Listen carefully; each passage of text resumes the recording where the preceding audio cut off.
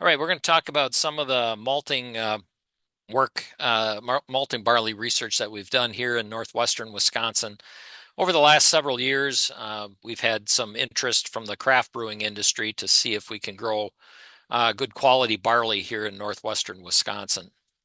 And there was a local ingredient need for some of that craft brewing industry, and a number of the craft brewers we've seen increase over the last 20 years, seeing that that industry has kind of peaked a couple years ago, but there's still quite a few out there that are interested in that industry. So what we've looked at over the last several years has been variety selection. What kind of varieties do perform well here in Wisconsin? Some of these might be more experimental. Some are some older varieties that we've had around for a while. But then we've also looked at nitrogen and fungicide application rates, and also did a small potassium and sulfur study, kind of following up on what Scott was doing. And our goal, I guess, is to introduce perhaps winter barley or even spring barley into that crop rotation. So what we're going to focus on more today is the spring barley side of it as we're moving along. But we do have, working with the University of Minnesota, quite a bit of information on some of the winter barley varieties as well. So our variety trials, like any variety trial, we get these varieties through various sources. Depending on the year, some we get experimental, like I said, from the University of Minnesota, perhaps Cornell might send us one. We also look at some of those from Washington State or Oregon that have breeding programs. So like any variety trial, a lot of that final farm profitability or return per acre is really driven by the variety selection. So again, Kiwani being somewhat of an older variety, it still performs well, but then if you see some of these S2M products, those are through the University of Minnesota. There's some more experimentals out there. And again, as we always try to make sure people have the right information, these trials are more locally driven by us here in the northwestern part of the state for growers to think about. And okay, why is variety selection some of the what craft brewers might be looking for? Also the management part of it. So when we look at the quality side of it, there's quite a few different parameters that we look at in terms of what's the quality of that grain. And so some of the clarity, the protein's a big one in terms of not getting too much protein into that kernel of barley. So we'd like to see that under 13.5. Actually, we'd like to see it around 12 is more what the industry is really looking for. The wort protein, and again, some of these other tests that they do for the barley.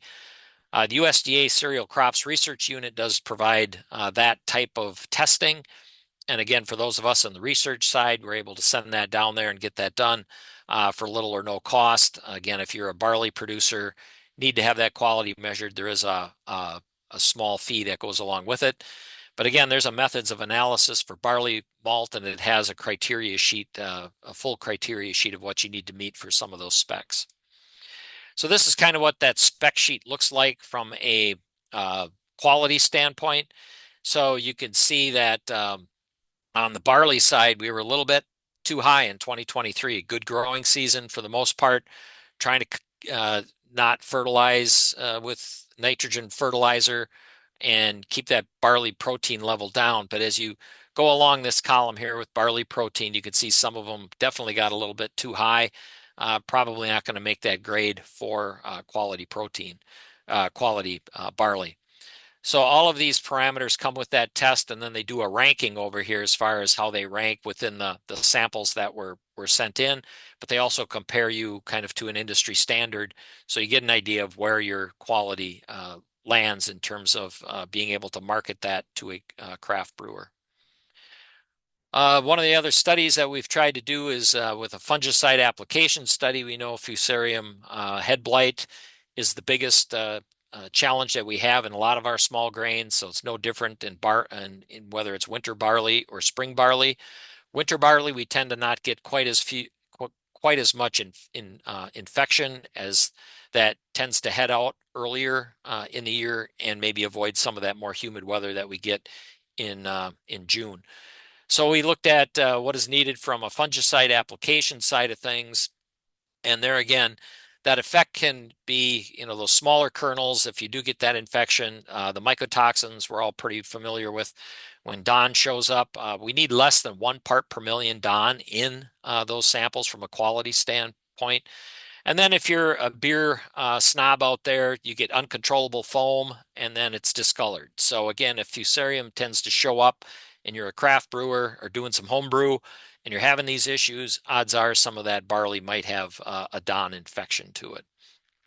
So again, with Fusarium control, again, looking at, do we need 2 applications? Can we get by with 1? How does that work? Kind of the standard is get it early on that flag leaf that protects the yield, and then the flowering part protects the grain from a quality standpoint. So again, needing to scout and manage when we look into finding the head scab fungus out there. So we did this fungicide study a few years ago in a couple of counties here in Chippewa and then again in Buffalo County. But what I want to draw your attention to is kind of this variety pinnacle. Again, we're going to see some differences with varieties, but you can see here that without a treatment, no treatment at all, we definitely had a lower yield across the board. Once we applied either at just the leaf diseases, so again, just a protection at the flag leaf versus some of those that are a combination at heading. So we had Prosaro, we also had Miravis Ace kind of mixed in depending on what we were using with the approach. And so these kind of shows that protection is needed out there. Specifically, even just that, at least that one at the flag leaf does protect that yield. But then when we look at the quality side of it, we can see that some of these it definitely drops if we can keep the second application again at anthesis. We also did a potassium and sulfur application study. We've been running this the last couple of years. Kind of like Scott's approach with sulfur, we really didn't see a big difference with sulfur. Again, we've got some 0 rates, but we also combined it with some potassium rates as well. So we put 20 pounds of sulfur out there and then changed the potassium rate as we went along. These were basically optimum fields. They were not in the high or excessively high range for the potassium.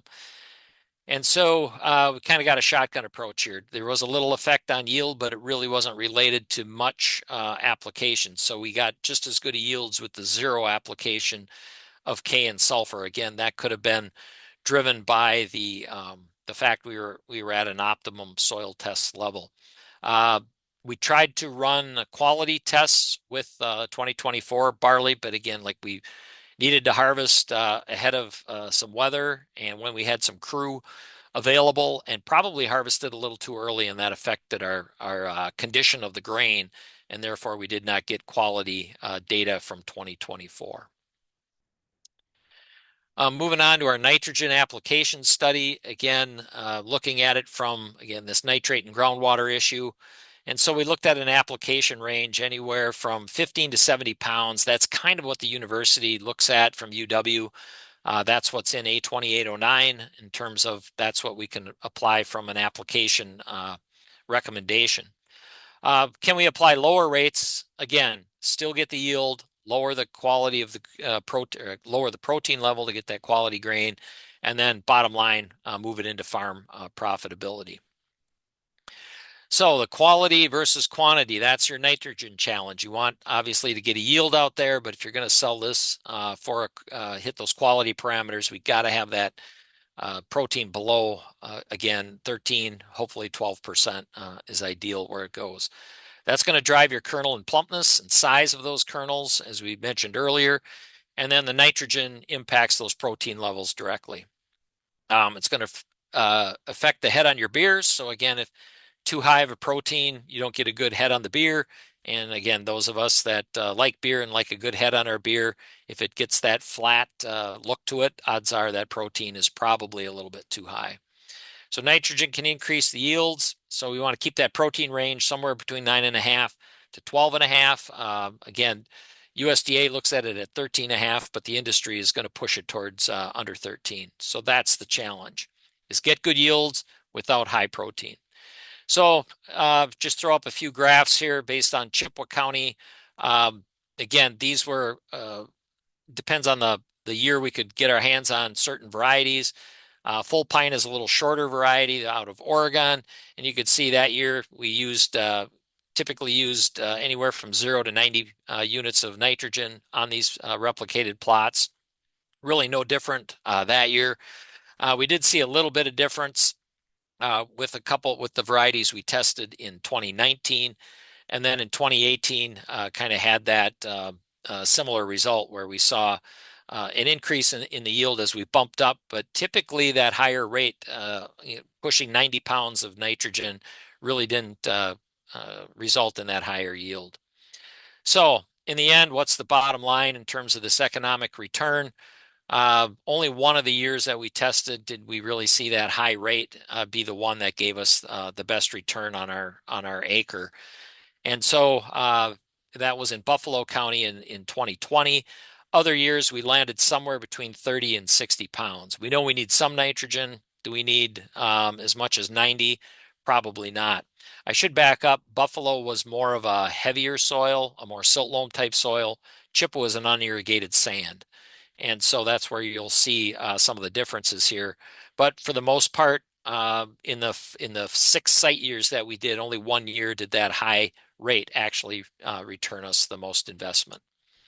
So in summary on this section, we have a minimum of probably 30 pounds per acre of nitrogen that we need to statistically maybe increase yield without and still keep quality in check. The response is obviously dependent on location, variety, soil type. We saw that in our results there.